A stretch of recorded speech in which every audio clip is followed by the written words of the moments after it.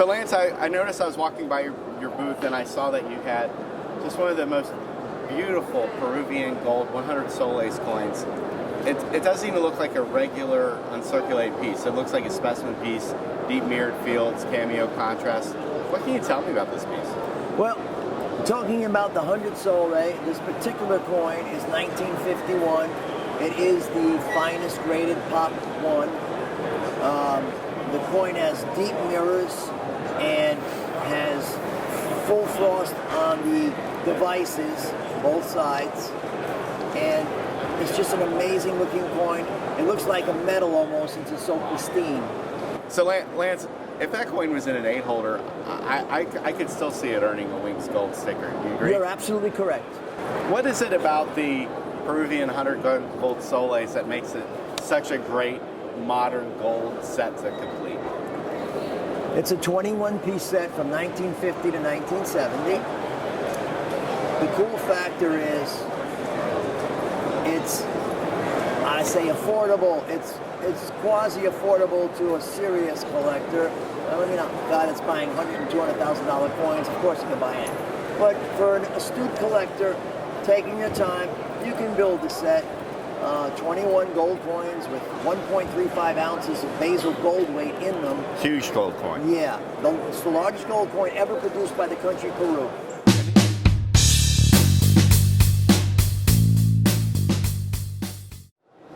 So Fred, you're one of the more eccentric dealers at the show. You always have these fantastic mint errors and varieties, author of 100 Greatest U.S. Error Coins from Whitman.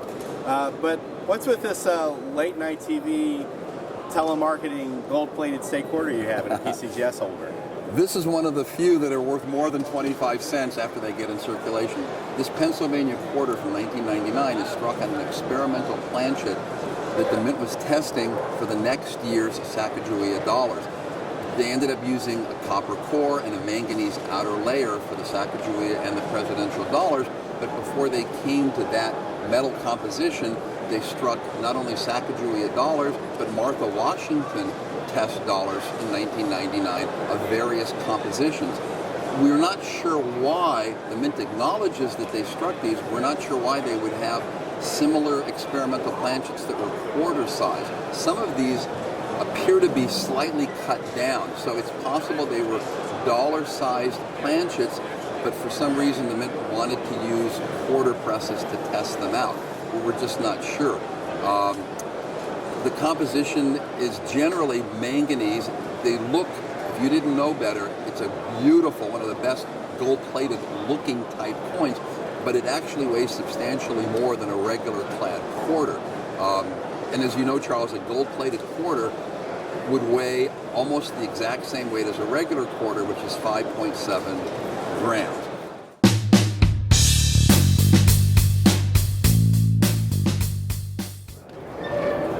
So the last time we talked, you had this amazing gold ingot. Now you're gonna top that with a silver ingot. Well, I don't know about topping it, but whether it's gold or silver, there's always a good story behind the ingots. These things would not exist at all if it weren't for the shipwrecks. Generally speaking, it was all going back to Spain to be melted down and turned into other coinage. This piece that we have this time is the second one of its kind that we've offered. It's from the shipwreck of the Maravillas in the Bahamas, 1656. And the shipwreck is well known for carrying a kind of cursed cargo of coins. They were debased, and some people were executed at the mint for the scandal. And so the coins were recalled and generally either melted down or countermarked.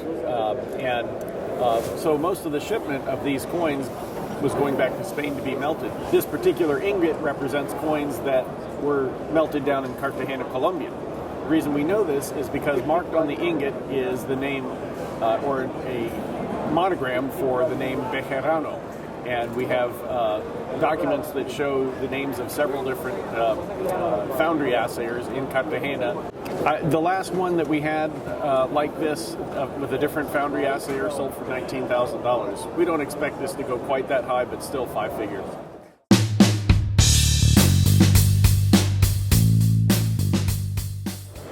So Chris, it's not every day that a coin on the bourse floor is being offered for in excess of $1 million, but you have such a coin. It's actually a quite rare 1870 S dollar. What can you tell me about it?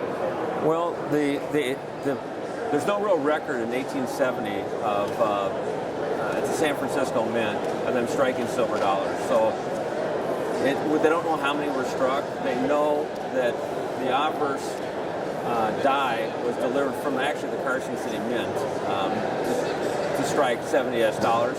They believe they were actually struck for dignitaries. That's the theory I think John Danrather has come up with, and I think based on his research, it probably makes sense. Most of them are Prooflike that I've seen. There's not many high-grade pieces out there because I think most of them end up as pocket pieces, but there's probably 9 or 10 known, and this is the second finest. This particular coin came out of the Norweb sale in 1988. The collector that bought it at the time was a friend of mine who was putting a seated dollar set together. I ended up buying his seated dollar set from him in 1996, and I sold it to the customer that now owns it, who's given it back to me to resell. So I've handled this coin one other time, and I'm very, very familiar with it. This is a totally original coin. It's deeply toned, has a color that you can see in the right light around the periphery. That's correct. It's got an iridescent kind of blue, green, and gold color to it. Totally original. It's really very, very close to mint state. Obviously, AU58 is close to mint state, but it's probably, to me, it's as nice as the James A. Stack coin, which is weaker struck, but that coin is definitely mint state too. I mean, that coin is the finest known. This is the second finest known. And how does anyone arrive at a value for a coin this rare?